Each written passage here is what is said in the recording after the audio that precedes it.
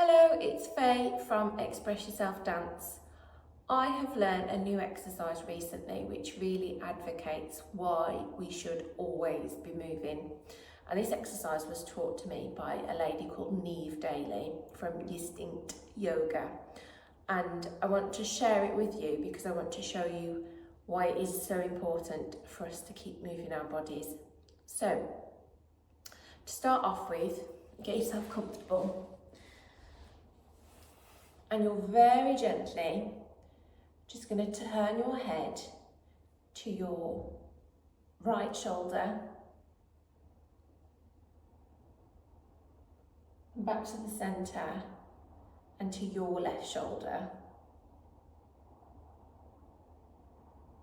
and bring it back to centre. Now do that again, but just really take in what you can see. Exactly what point can you get to? What point can your head turn to? What can you see in the room? Really take time to notice what you can see. So head centre, and you're just going to turn it across to your right shoulder.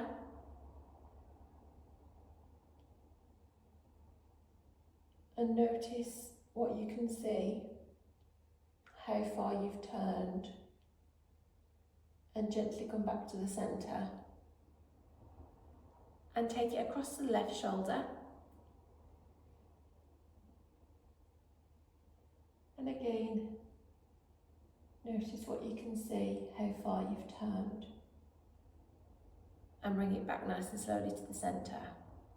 Okay, next we are going to stand up and we're just going to see if we can touch our toes. Now we don't have to touch our toes. There you go, you can see me now. You don't have to touch your toes. We're just going to hang and just notice the pinch point in the backs of our legs to where we can get to. Wherever we can get to is absolutely fine. Please don't feel like you need to force yourself. Just gently hang over the hips and just notice where you can get to, where's comfortable. If that's here, that's great. Notice where your body can get to and where your pinch point is. And then very slowly we're going to roll up through the spine, keeping the chin tucked into the chest, bringing the head up last, and just give it a little shake. Okay, now the third and final exercise, I'm just going to come back down so you can see me, but you don't have to go back down if you don't want to, is that we are going to stack. You're going to take your thumb to your finger, and then you're going to stack the 3 knuckles on top of one another, okay? We're then going to see if we can get this, it's your thumb to your finger. Thumb to your little finger, and then we're just going to stack the other 3 fingers. And we're going to see how much of the hand we can fit into the mouth, the 3 fingers that are stacked.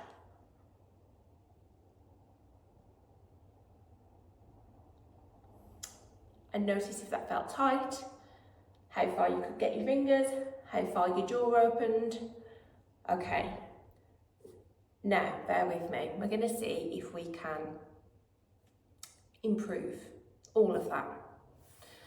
So with your dominant hand, so whether you write with your right or your left hand, your dominant hand, you're going to take your dominant hand. So I'm going to use my right hand, but and you're just going to take up and down like so.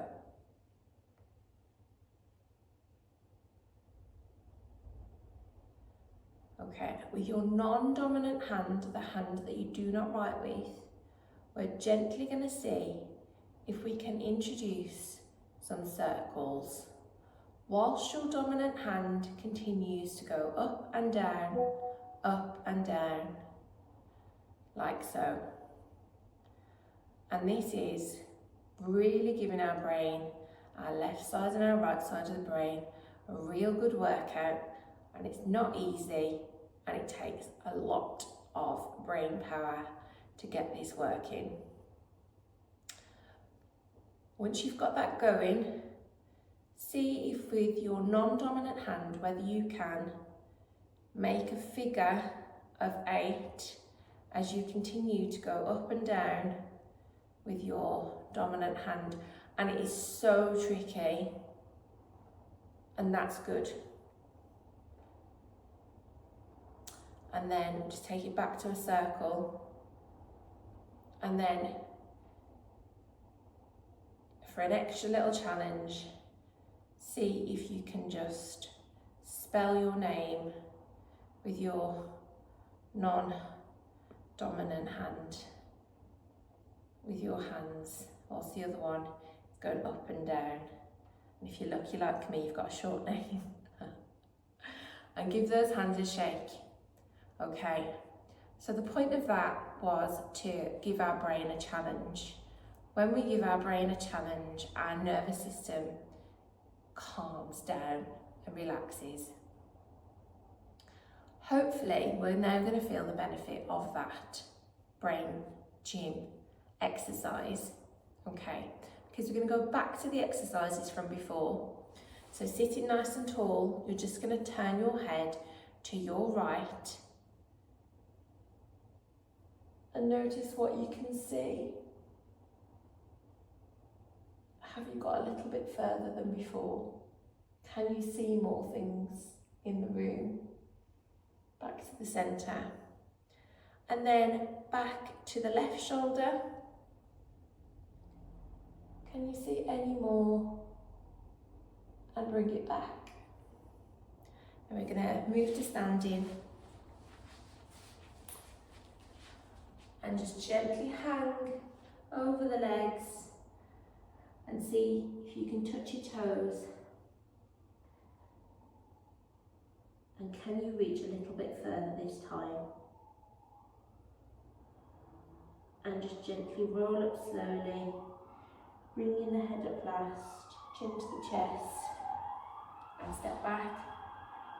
Okay, and our final exercise, which is very odd and very peculiar, we stack the thumb and the little finger together, we stack the 3 knuckles on top of one another, we take the fingers into our mouth,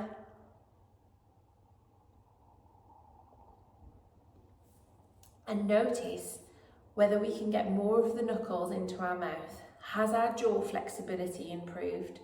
Our jaw is where we store all of our tension and is an indicator of our overall flexibility in our whole body. So can you get more into your mouth? Because if you can, then your mobility has improved. In this simple exercise, I'm hoping that your mobility has improved. I'm hoping that you feel a little bit more flexible. I would love to hear if you noticed any improvements. Could you turn your head that little bit further? Could you see more things in the room that you hadn't seen before? Could you reach that little bit further to your toes? And could your jaw extend that little bit more? Please let me know in the comments. That would be wonderful, and take care.